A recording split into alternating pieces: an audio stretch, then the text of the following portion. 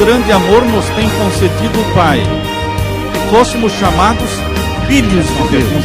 E eu e você temos que responder para nós mesmos: o que farei de Jesus? Chamado livro de Testemunhos, volume 9, página 189, diz assim: se nos humilhássemos perante o Senhor e fôssemos bondosos, o mexeriqueiro descobre o segredo. Deus dá e Deus cobra, mas Deus não cobra nada que Ele não deu antes.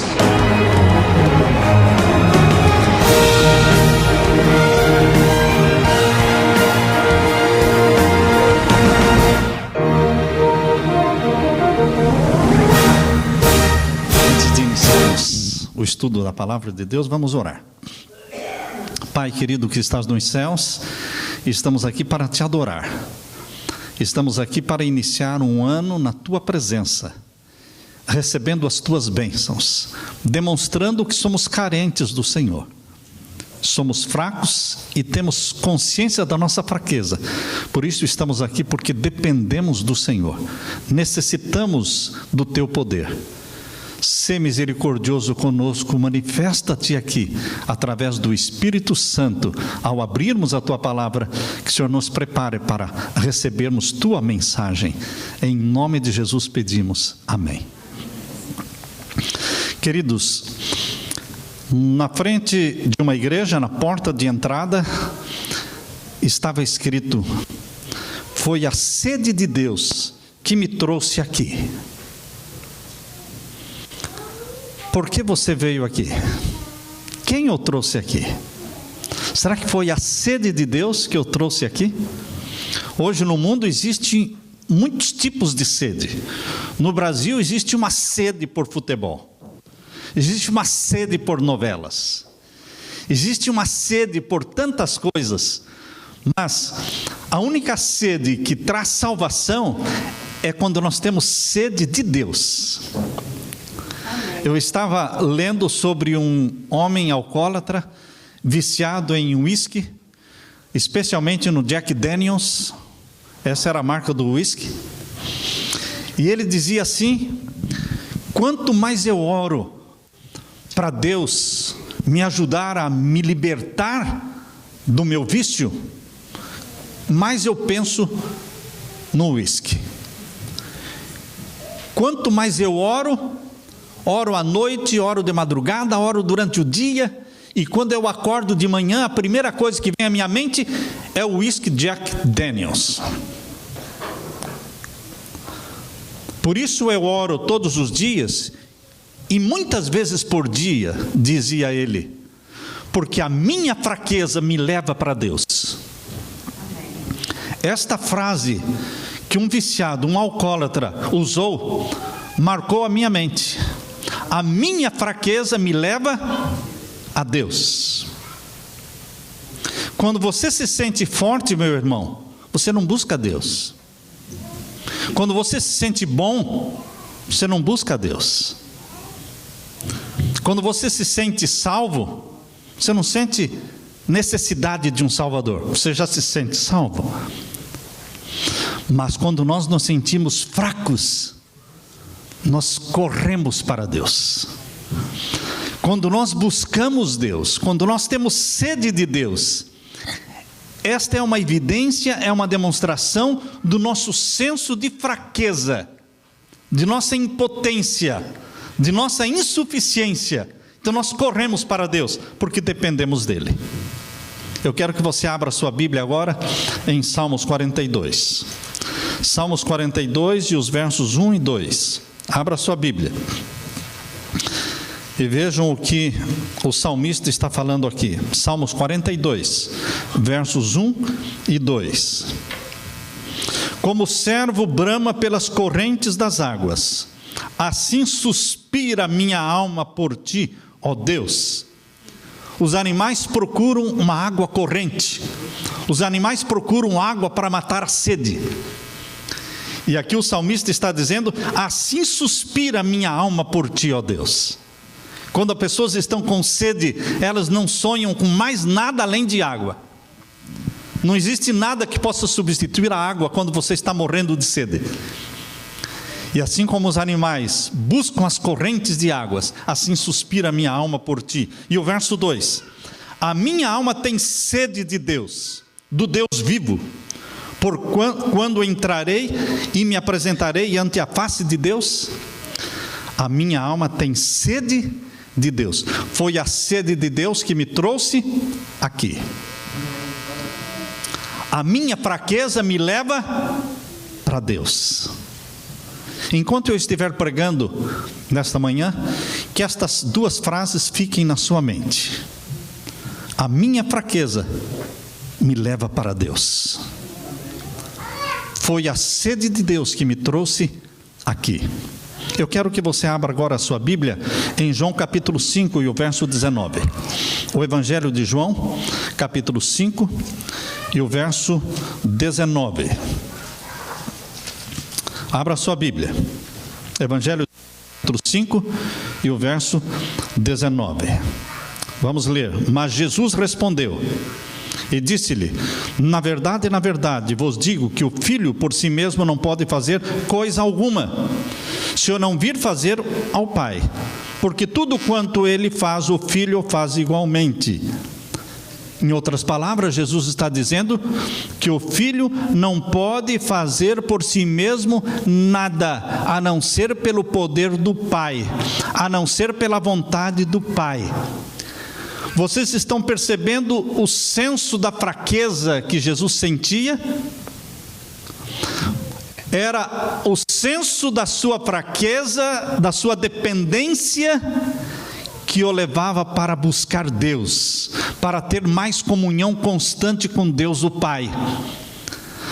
O tamanho e a grandiosidade da missão de Jesus como Filho de Deus na terra o fazia orar mais, o fazia jejuar mais.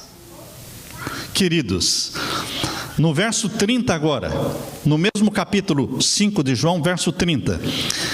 Eu não posso de mim mesmo fazer coisa alguma. Estão vendo aí? Quanta coisa Jesus podia fazer por si mesmo? Nada. Jesus era totalmente dependente do Pai, totalmente dependente da direção do Espírito Santo. Mas alguém poderá questionar dizendo: mas pastor, Jesus é Deus, como é que ele não poderia fazer nada? Jesus não podia fazer nada por si mesmo e continuar sendo homem. Se ele usasse os poderes divinos dele, ele não estaria vivendo como homem na terra, não poderia ser exemplo para os seres humanos. Portanto, queridos, quando Jesus está dizendo aqui: eu não posso de mim mesmo fazer coisa alguma, ele está dizendo: eu vim, embora sendo Deus em carne, mas eu vim para viver como homem, como humano, e eu vim para viver na dependência do poder celestial. Por isso eu estou dizendo que eu não posso fazer coisa alguma de mim mesmo. Como eu ouço assim julgo, e o meu juízo é justo, porque não busco a minha vontade, mas a vontade do Pai que me enviou. Jesus fazia da vontade do Pai o seu prato preferido do dia, fazer a vontade do Pai. Jesus sacrificou a vontade própria. Por isso, quando Jesus disse: aquele que quiser vir após mim, negue-se a si mesmo, tome a sua cruz e siga-me, ele está dizendo para você, meu irmão, aquilo que ele fez. Ele negou-se a si mesmo para fazer a vontade do Pai, para cumprir a vontade do Pai. Na verdade, vos digo que o Filho por si mesmo não pode fazer coisa alguma. Jesus está dizendo que ele se identifica com você, pois todos nós somos seres humanos, limitados. Forçosamente temos que admitir, irmãos, que nós somos impotentes, insuficientes, limitados, nada podemos fazer de bom pelas nossas próprias forças. Mesmo vir à igreja hoje, mesmo decidir estar aqui, Não foi pelas suas próprias forças. Você decidiu, mas foi o Espírito Santo que o trouxe. E foi a sede de Deus que o trouxe. Paulo reconheceu muito bem esta incapacidade de fazer o bem. Esta incapacidade que temos de praticar boas ações, de obedecer, de ser puro, de vencer o pecado, vencer os vícios, ser fiel ao cônjuge. Tudo isto é impossível sem o poder divino. Eu de mim mesmo não posso fazer nada.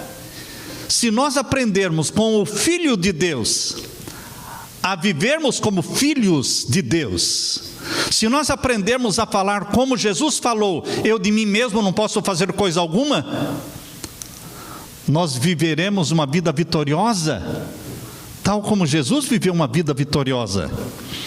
Paulo reconheceu muito bem a incapacidade humana de praticar o bem. Abra sua Bíblia agora em Romanos capítulo 7. Romanos capítulo 7 é um capítulo que abre a nossa mente para a fraqueza e impotência humana, mas também para a solução divina. Romanos capítulo 7, versos 14 em diante, nós lemos. Todos acharam? Romanos capítulo 7, verso 14 em diante. Porque bem sabemos que a lei é espiritual. Sim ou não? A lei é espiritual, santa, justa e boa. Mas Paulo diz: eu sou carnal, vendido sobre o pecado. E mais, porque o que faço não o aprovo, pois o que quero isso não faço, mas o que aborreço isso faço. E se faço o que não quero, consinto com a lei que é boa. De maneira que agora já não sou eu quem faço isto, mas o pecado que habita em mim.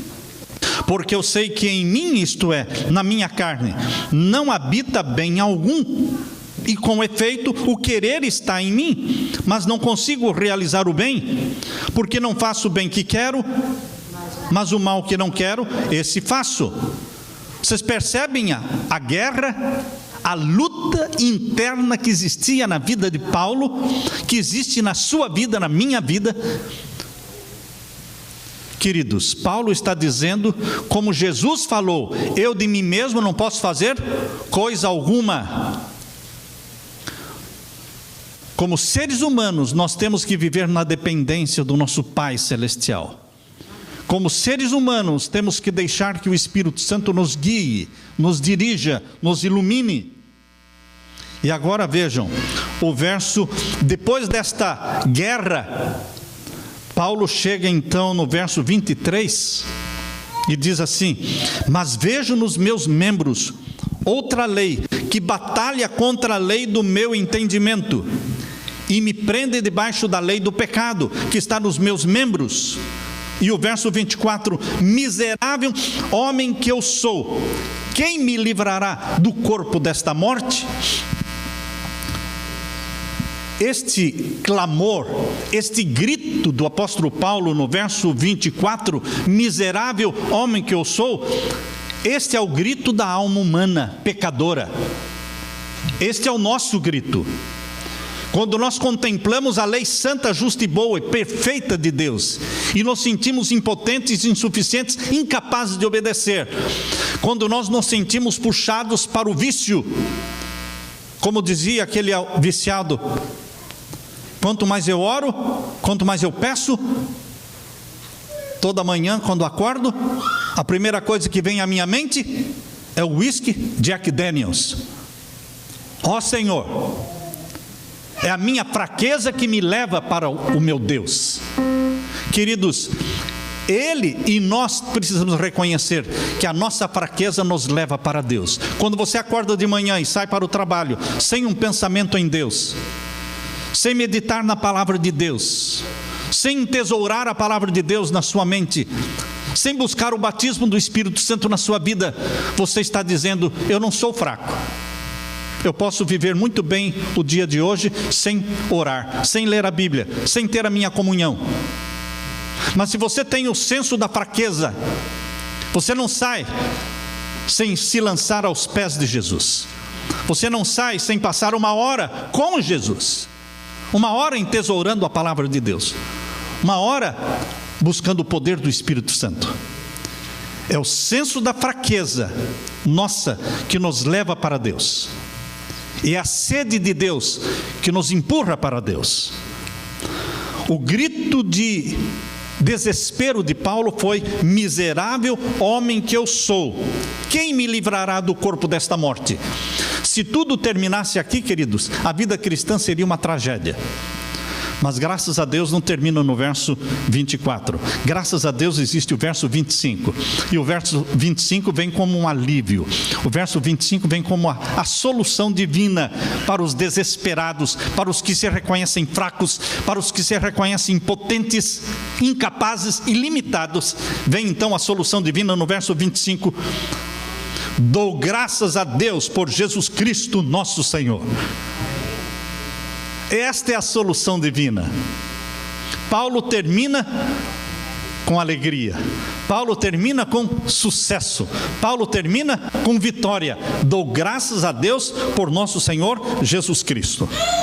Nossa situação, queridos irmãos, de fato é desesperadora, mas Jesus é a solução. Abra sua Bíblia agora em João capítulo 14. O Evangelho de João, capítulo 14, e os versos 10 a 12. Evangelho de João, capítulo 14, e os versos 10 a 12. Aqui nós lemos: não crês tu que eu estou no Pai, e que o Pai está em mim? As palavras que eu vos digo, não as digo de mim mesmo, mas o Pai que está em mim é quem faz as obras.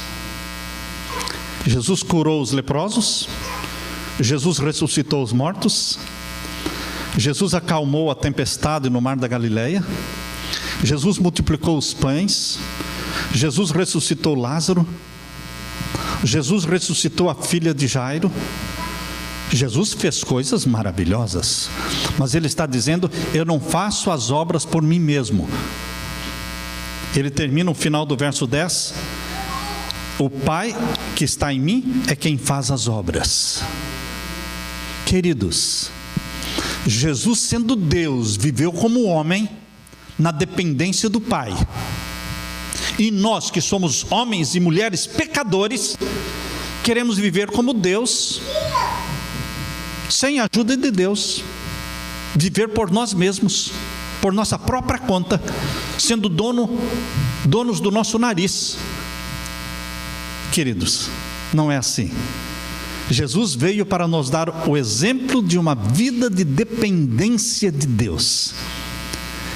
Jesus não veio mostrar como Deus deveria viver na terra. Jesus veio mostrar como um homem poderia viver na terra, na dependência de Deus, cumprindo a vontade de Deus, fazendo a vontade de Deus. Por isso, no verso 11 e 12 do mesmo capítulo 14 que estamos lendo de João, capítulo 14, agora o verso 11 e 12.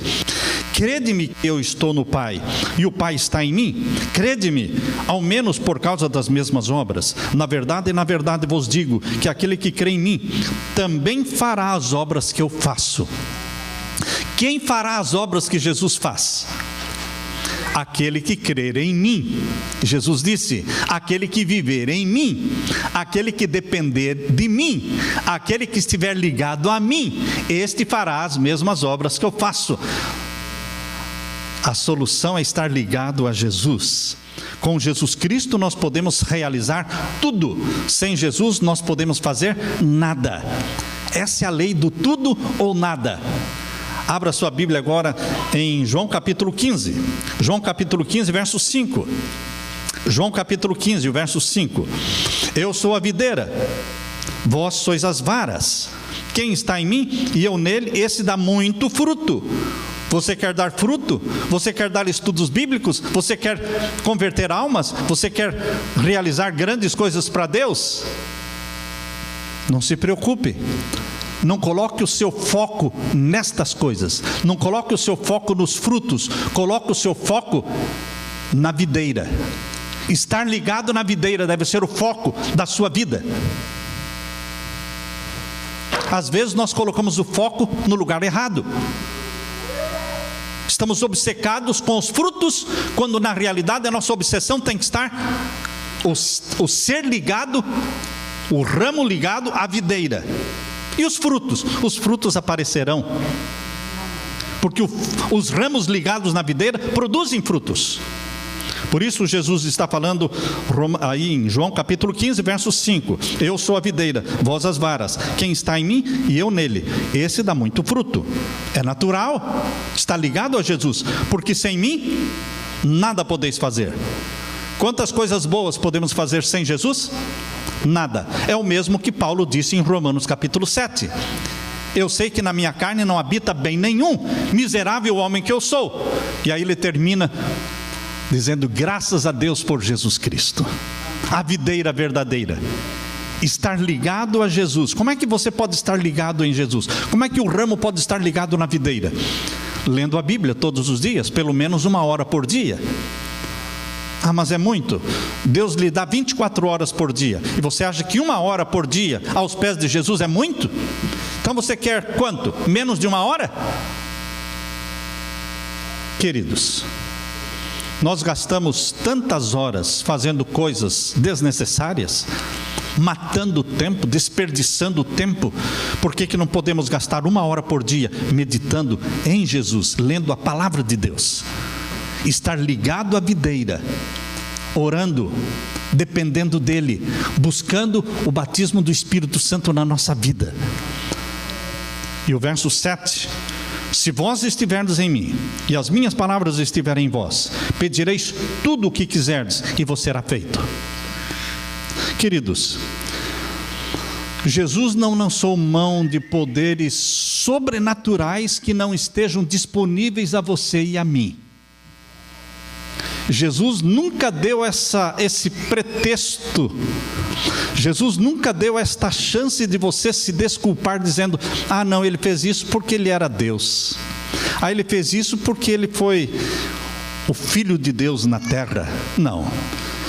Jesus nunca realizou nada que já não tivesse sido realizado por alguém, ser humano, pecador. Quando você pensa de Jesus andando sobre as águas, você pensa de Moisés abrindo o Mar Vermelho? Você pensa em Josué passando em seco o Rio Jordão? Quando você pensa de Jesus curando um leproso, pense em Eliseu curando Naamã. Quando você pensa em Jesus ressuscitando Lázaro, pense em Eliseu ressuscitando o filho daquela mulher que não tinha filho, e que ele orou e ela recebeu um filho e o filho morreu, e ele deitou sobre a criança e a criança foi ressuscitada. Pense em Pedro ressuscitando Dorcas. Querido, Jesus não fazia coisas que eram impossíveis aos seres humanos fazerem. Jesus fez coisas que os seres humanos podem fazer também, se crerem no Deus Pai e se deixarem dirigir pelo Espírito Santo. Jesus não lançou mão e não usou poderes sobrenaturais que não estejam disponíveis a você. O segredo de Jesus? Dependência do Pai. Eu quero ler para vocês o que eu encontrei na revista Signs of Times. Signs of Times, do dia 16 de janeiro de 1896. 1896, Deus escreveu através da sua serva isto aqui: resistiu Jesus à tentação, mediante o poder que o homem pode possuir. Como é que Jesus resistiu à tentação? Através de um poder que o homem e a mulher também podem possuir. Apoiou-se Jesus no trono de Deus, e não existe homem ou mulher que não possa ter acesso ao mesmo auxílio pela fé em Deus. O homem e a mulher podem tornar-se participantes da natureza divina. Jesus, como homem, era participante da natureza divina porque vivia na dependência do Deus Pai e guiado pelo Espírito Santo. Não vive uma alma que não possa chamar o auxílio do céu, quando tentada e provada. Cristo veio para revelar a fonte do seu poder, a fim de que o homem não confiasse jamais em suas capacidades humanas desajudadas. E na mesma revista, Signs of the Times, ainda continua: mediante a vitória de Jesus, as mesmas vantagens de que ele dispunha são providas ao ser humano. Jesus tinha vantagens? Tinha. Mas as vantagens que ele tinha estão disponíveis a você. Mediante a vitória de Jesus, as mesmas vantagens de que ele dispunha são providas ao ser humano. Por quê? Pode partilhar de um poder fora e acima dele mesmo, participando até da natureza divina, pela qual pode vencer a concupiscência que há no mundo. A Bíblia diz em 2 Pedro capítulo 1, verso 3 e 4. Abra sua Bíblia, na segunda carta de Pedro, capítulo 1. Segunda carta de Pedro, capítulo 1, é um texto que eu uso bastante. E eu amo este texto de capítulo 1, de segunda carta de Pedro. Capítulo 1, verso 3 e 4. Vamos ler. Visto como o seu divino poder nos deu tudo. Quanto que o divino poder nos deu? Tudo. Visto como o seu divino poder nos deu tudo. Tudo que diz respeito à vida. Estão percebendo aí? Deus nos deu tudo que nos diz respeito à vida e à piedade. Continua, pelo conhecimento daquele que nos chamou por sua glória e virtude. Agora verso 4. Pelas quais ele nos tem dado grandíssimas e preciosas promessas, para que por elas fiqueis participantes da natureza divina. Amém, irmãos? Havendo escapado da corrupção que pela concupiscência há no mundo. Eu gosto desta frase: para que por elas fiqueis participantes da natureza divina. Nós somos humanos. Nós somos humanos. Não temos nada de divino em nós. Somos impotentes e limitados. Mas em Jesus nós nos tornamos participantes da natureza divina. E o que acontece quando você se torna participante da natureza divina? Escapamos da corrupção, diz aí. Escapamos da corrupção. A linha que se segue, a última linha do verso 4. Escapamos da corrupção que pela concupiscência há no mundo. Não tem como escapar da corrupção, senão através de Jesus, que gera em nós a natureza santa.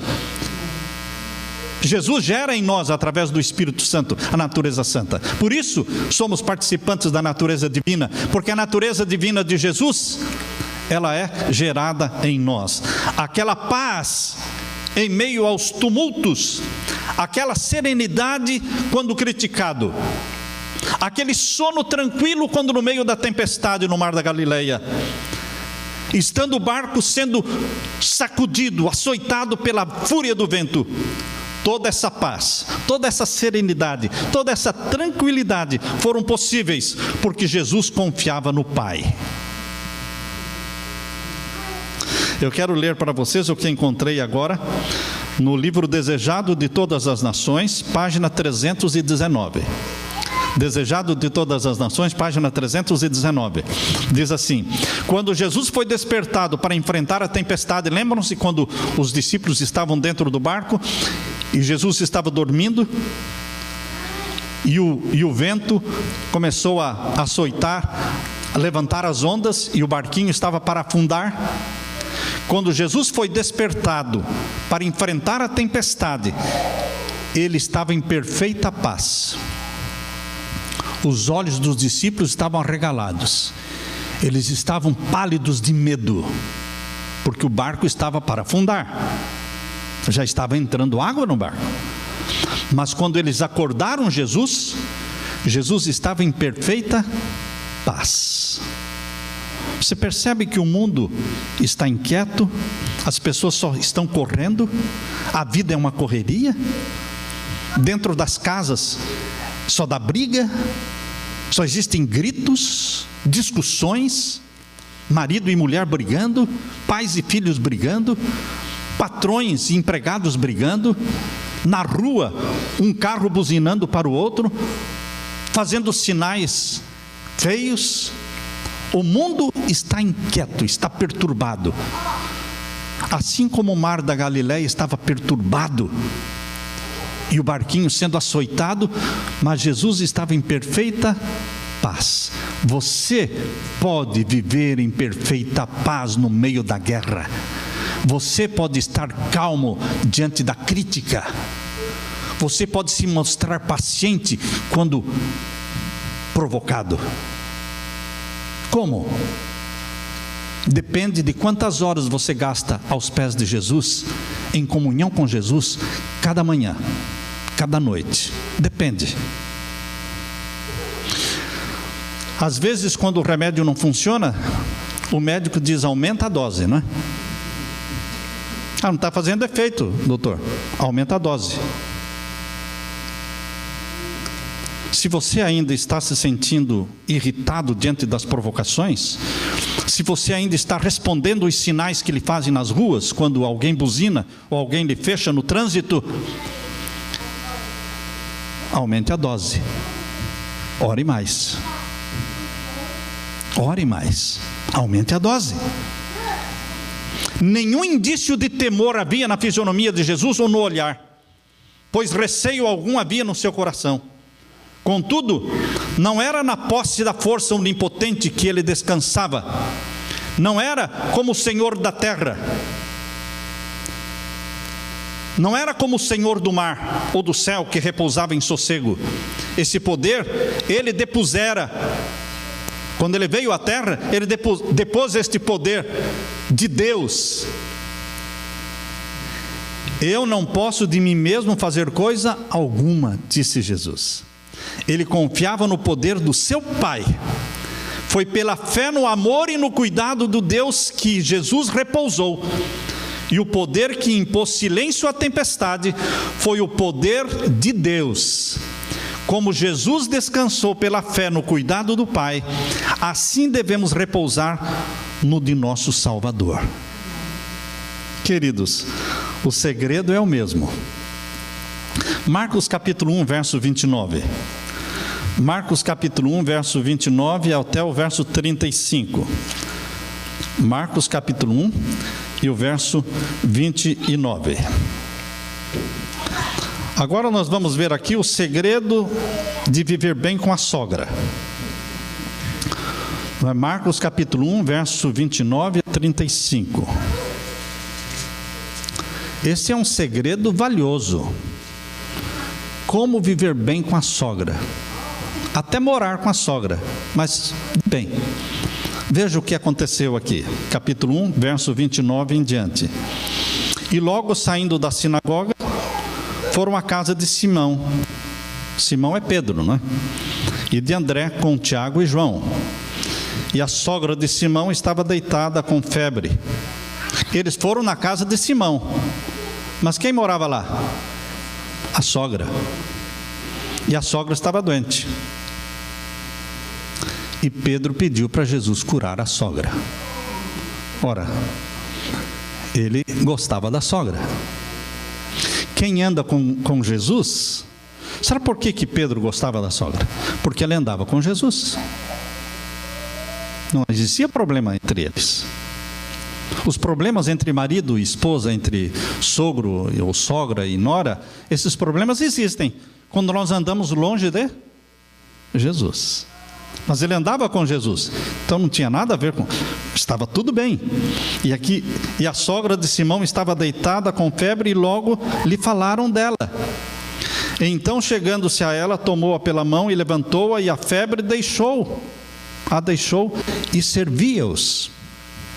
E tendo chegado a tarde, quando já se estava pondo o sol, trouxeram-lhe todos os que se achavam enfermos, todos os que moravam ali em Cafarnaum, foram trazidos, e os endemoniados também. E o verso 33, e toda a cidade se ajuntou à porta. e curou muitos que se achavam enfermos de diversas enfermidades, expulsou muitos demônios, porém não deixava falar os demônios, porque o conheciam. Verso 35. Levantando-se de manhã, muito cedo, fazendo ainda escuro, saiu e foi para um lugar deserto e ali orava. Jesus não levantava às 10 da manhã, 11 da manhã, 9 da manhã. Jesus levantava ainda fazendo escuro. Por que temos que levantar fazendo escuro ainda?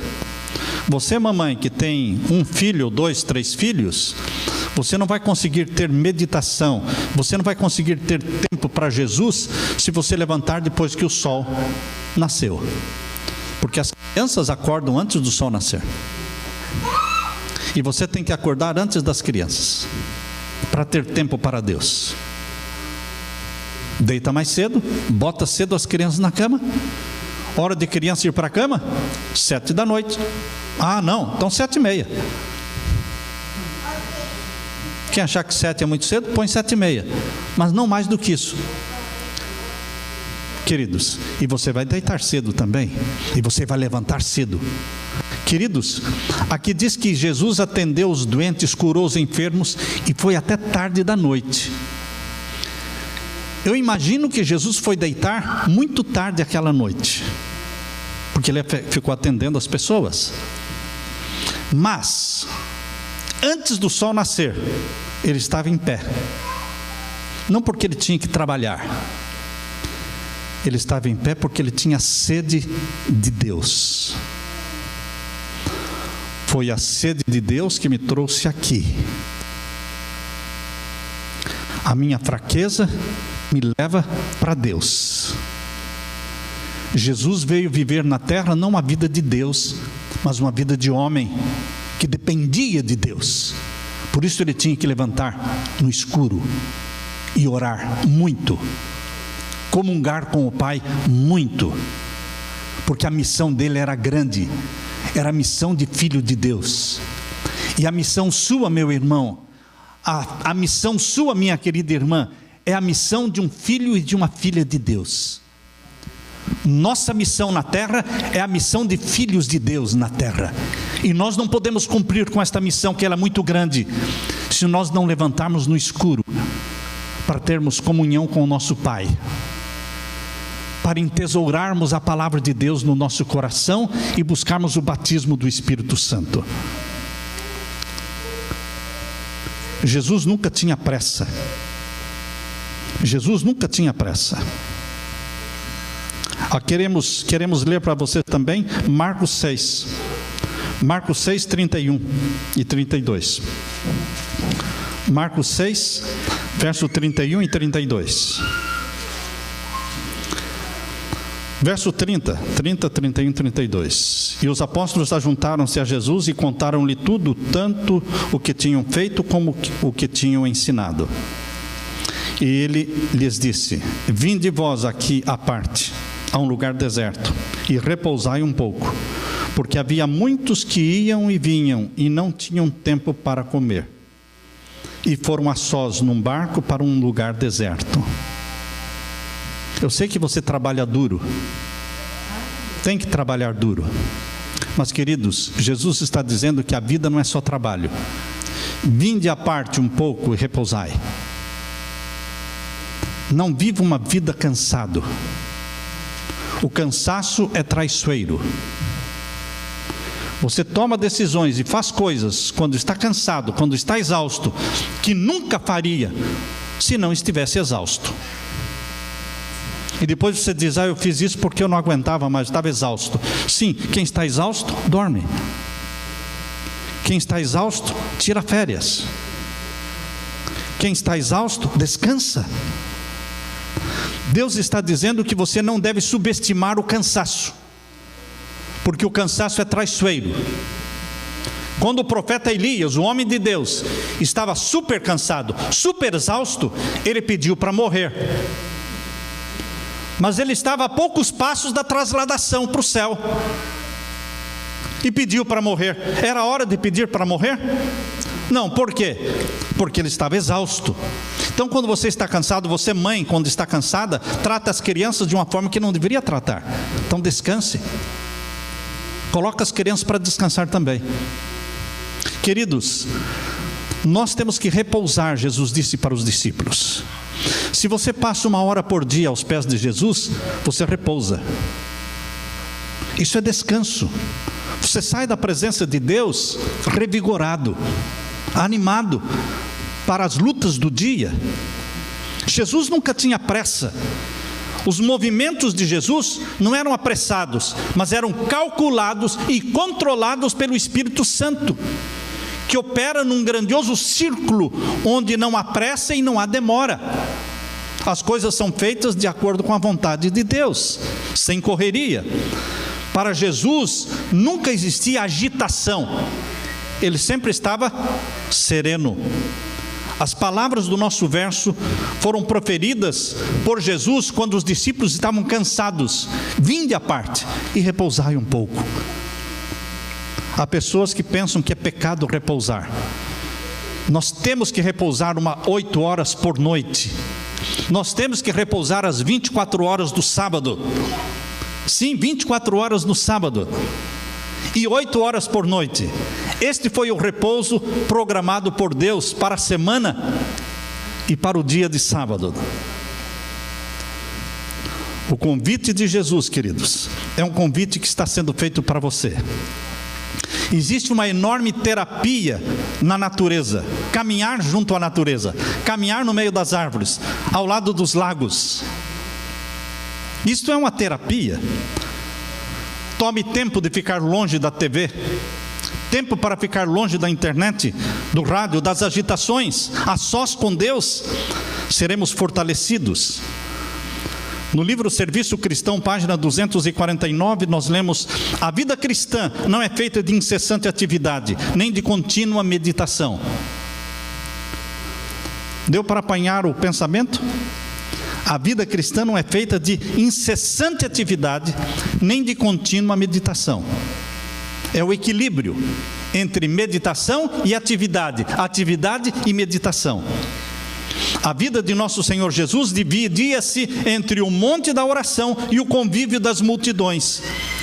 Deus não pretende que nos tornemos eremitas ou monges, que nos afastemos do mundo.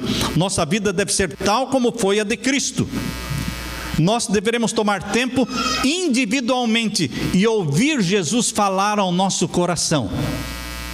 Quando todas as outras vozes silenciam e em quietude esperamos diante dele, o silêncio da alma torna mais distinta a voz de Deus. E ele então diz: aquietai-vos e sabei que eu sou Deus.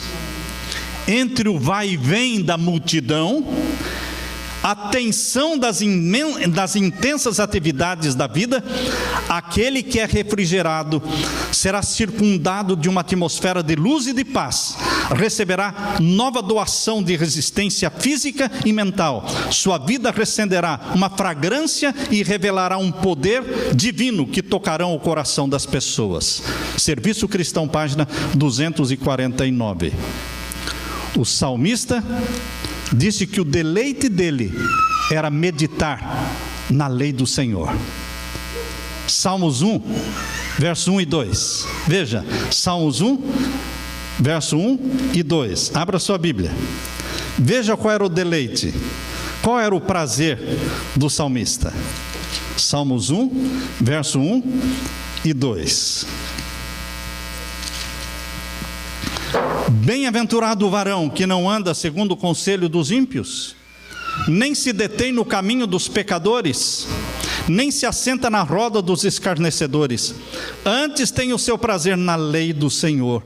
Na lei do Senhor medita de dia e de noite. Nosso deleite, a fonte da nossa alegria deve ser a meditação na palavra de Deus. Temos que ter sede de Deus, sede de estar na presença de Deus, todos os dias, todas as manhãs. No começo eu disse que a forma como você inicia o ano e a forma como você termina o ano, isso é muito importante. Como é que você passa o primeiro dia do ano? E como é que você passou o último dia do ano? Em que o seu coração estava focado? Da mesma forma, a primeira hora do dia e a última hora do dia, quando você abre os olhos, para quem você dedica a primeira hora do seu dia? E antes de você dormir, para quem você dedica? Em quem você concentra seus pensamentos antes de dormir? A primeira e a última hora do dia dizem muito se você é filho de Deus ou não é, se você está caminhando para o céu ou não está. Diz muito, e cada um pode responder para si. Anne Johnson Flint, ela apresentou essa verdade de uma maneira muito linda.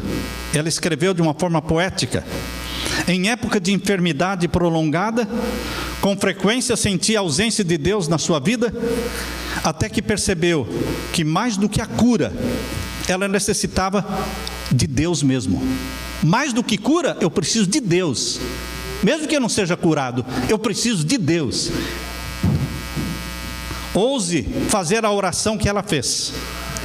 Vejam a oração que Anne Johnson Flint fez. Eu estou orando, Pai, não por paz nem por poder, não por alegria nem por luz, não pela verdade nem pelo conhecimento. Estou orando não pela coragem de lutar. Estou orando não pela força para realizar teu serviço. Não é por isso que minha oração será, não por dádivas ou por graças. Minha oração é por ti, Senhor, justamente por ti. Faze-me sentir saudade da tua presença, acima de todo amigo terreno. Faze-me ter sede da tua habitação em mim. Faze-me ter fome do teu amor, até que eu, em entrega completa e livre, eu dê a minha vida a ti. Somente então, em perfeição completa, podes dar-te a mim. Queridos, minha fraqueza me leva para Deus. A minha alma tem sede de Deus. Que você demonstre neste ano que está diante de você sede de Deus. Reconheça suas fraquezas, começando o dia passando uma hora com Jesus todas as manhãs. Levante ainda no escuro e busque a presença de Deus, a luz de Deus na sua vida, e que você seja vitorioso como Jesus, porque Ele nos deu o exemplo. Não fez uso de nenhum poder sobrenatural que não esteja disponível a você, meu querido irmão. Busquemos a direção do Espírito Santo na nossa vida, como Jesus buscava a direção do Espírito Santo na vida dele. Sejamos filhos e filhas de Deus, cumprindo a missão do nosso Pai na terra. Amém? Que a graça de Jesus e o poder do Espírito Santo estejam com você. Amém, irmãos? Louvado seja o Senhor.